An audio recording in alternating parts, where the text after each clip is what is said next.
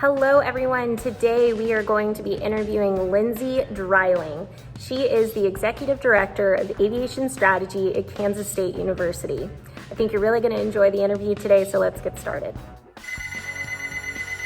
Hi everyone, thanks for tuning in.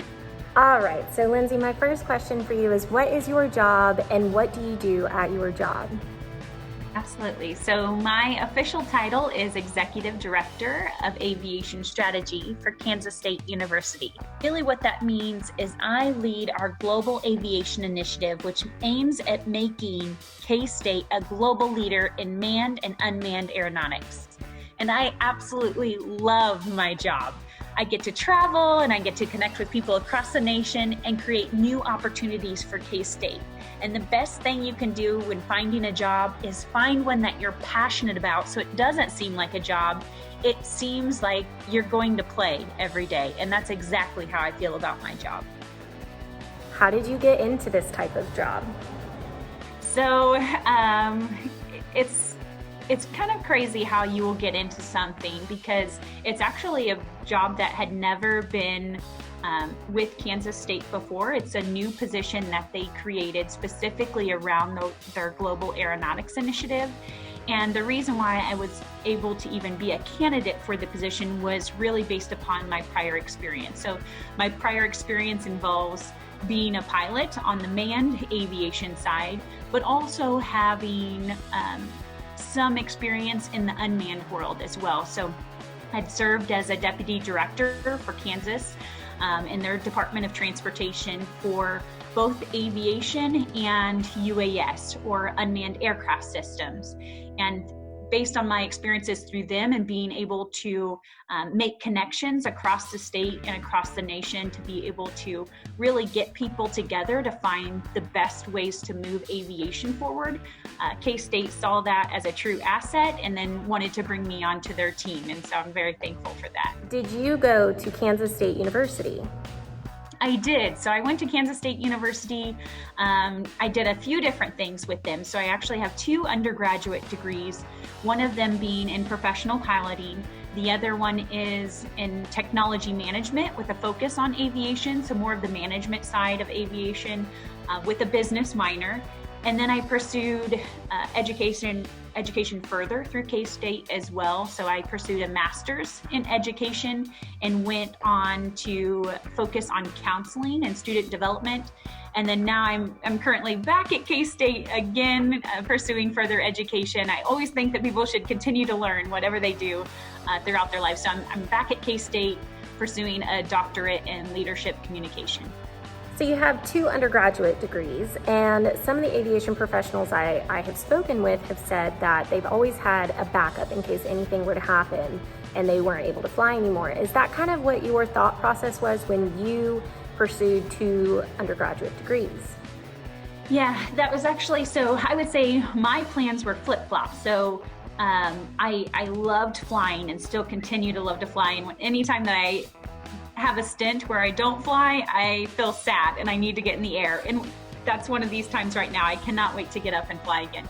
However, when I was pursuing my education, I really enjoyed the management side of things and more of the leadership side of things as well.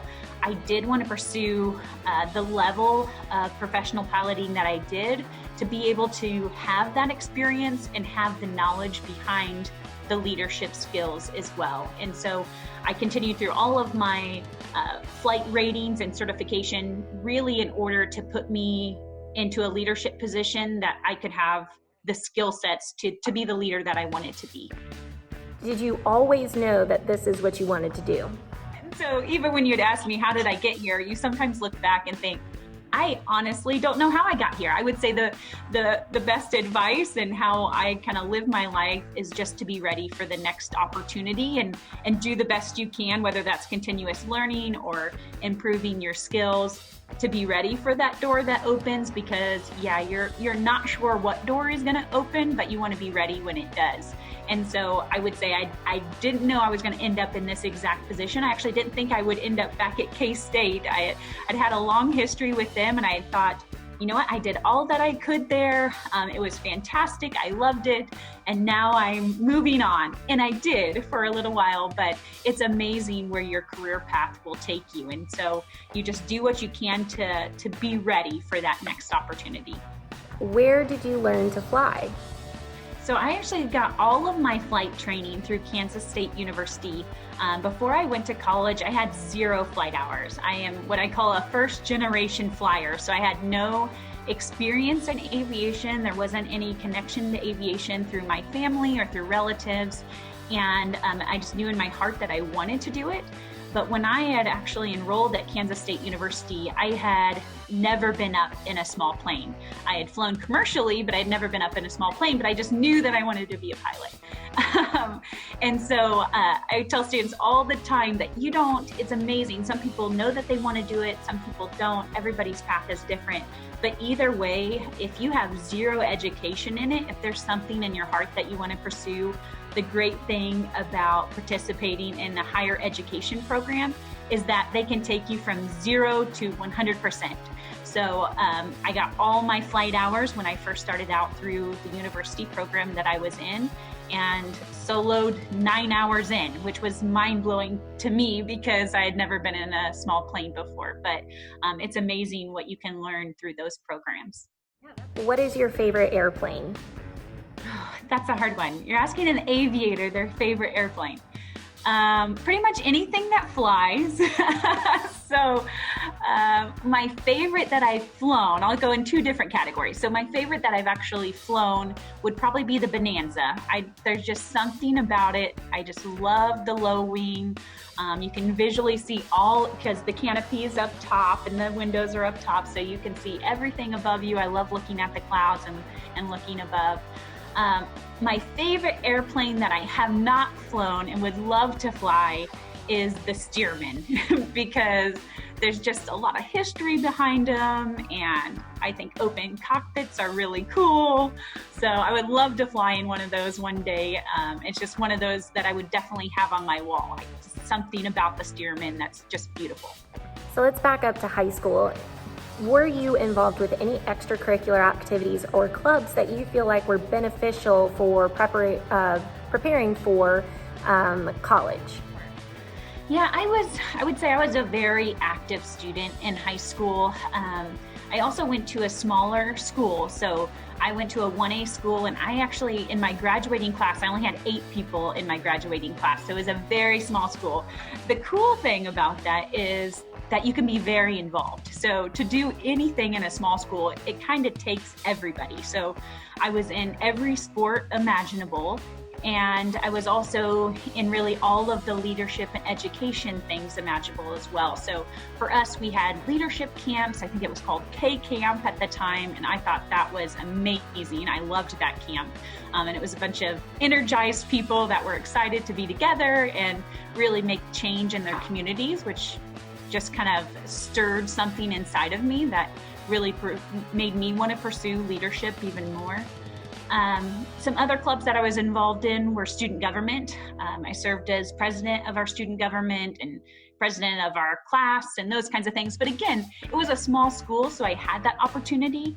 But I even know at some larger schools to just, if you pick one thing that you're passionate about, it's amazing the connections that you'll make, whether it be from student to student or potentially with your instructors, and they can later serve as your mentor. So it's a great way to get involved. What was your absolute favorite class in high school? My absolute favorite class would probably be math. I know that will get some mixed reviews. But for me, for one thing, it came very naturally to me. And so it felt like something that was the right fit. I will also say for me, it made sense. So there was always a way to solve the math problem. And still today, even with classes that I love within the leadership classes, there's no one right way to do something. And so I feel like with math, you knew it. When you solved the problem, it was solved. Where life can be much more complex than a math problem. Now, I know a lot of my students would say, oh, I'm never going to use this math ever again. do you feel like you still find yourself utilizing the math skills that you learned now in your current role? I do. And, as you talk about the skills that you'll learn in really any class, it may not be the very specific problem or the application, but it's the training and really the mindset behind it that you'll use. So specifically, as we start to talk about aviation, really aviation has multiple things that involve math. When you're trying to solve your cross country. So when you're working on that flight path and how fast are you going to go and how much fuel did you need, those are all math problems that you may not realize you're even using math to solve those, but you are. And yeah, we have calculators and we have things to kind of simplify and help us through those problems, but you are using it. And so it's good to keep your brain sharp and to know it, but to say that if it doesn't come natural to you, that's okay. And there are ways to get assistance with that, but it's also something that to continually, again, keep your skills sharp and know that you will use it in different capacities. So do you have any cool stories you might like to share with our virtual campers? Cool stories. Okay. Well, there's lots of cool stories when it comes to aviation. Let me think of one that may be most beneficial for you guys. And I would say, I'm going to tell you about a time that actually was something I feel like was something I could have improved upon in aviation. And it was when I was going through my multi-engine training. So when you go through multi-engine, things honestly are very similar to a single engine. So as you start planning for that and you know how to start to fly, you honestly will really know how to fly a multi-engine. You just add another engine or add multiple engines to it. And there's different things to do in emergency and those types of things. But what you don't realize is how quickly you have to think about things. And so as you're starting your approach to landing, you might need to start it even 10 miles plus out because you have to stay ahead of the airplane. And one of the things that when I was one of my very first flight lessons in multi-engine, we were coming in for a landing and my instructor and I were both on the controls, of course, and the approach was going great.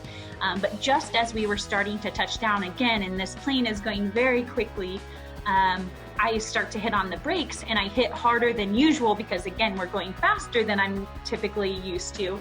Well, my instructor is also on the brakes as well, and we didn't realize that we were both on the brakes. Again, communication is key, and we ended up blowing a tire. And at that time, it was something that it just really shook me. It shook me being an aviator. I never really had anything engine fail or have any sort of complication specifically with my airplanes. I was able to troubleshoot everything and work my way through. I felt like this was the first time that I really had a failure. The tire completely was shot. And so we skidded off the runway, the airplane and everything was fine, and they were able to tow us out and get us a new tire. And honestly, equipment-wise, everything was perfectly fine.